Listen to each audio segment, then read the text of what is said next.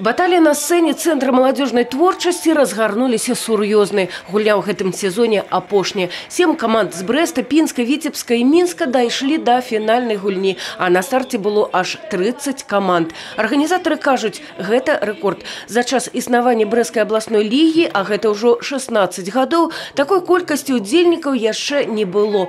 Прыязджалі з розных гарадоў Беларусі, паколькі Брэсцкая абласная ліга адкрытая.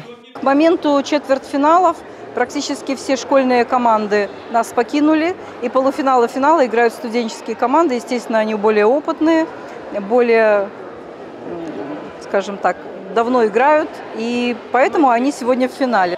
У финале, как правило, больше опытные и зладженный закон, проверенный часом. Мне кажется, надо родиться с этим, хотя бы минимально, чтобы в душе это было.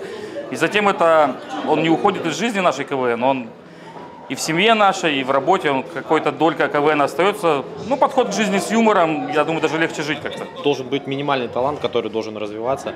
И нужно любить КВН не себя в КВН, а КВН в себе. Формирование команды происходит, если она чего-то хочет большего добиться в этом деле. Она не один год происходит, притирка людей. И тогда, когда люди становятся действительно каким-то одним целым, добиваются больших успехов. Пачуццё гумару галоўна, але без падтрымкі гледачоў на сцене складана. Мы играли в разных лигах, и у вас здесь действительно самый лучший зал. КВНщики – люди с особым, скажем так, мышлением. Игра и атмосфера, которая создается на игре, все друзья. Вот мы только что помогали команде из Бреста, там по мелочи-то, скажем так. Это все друзья и дружба самое главное, наверное, в КВН. Победа, конечно, важна, но главное – атмосфера. Ради атмосферы, в принципе, вот мы и играем.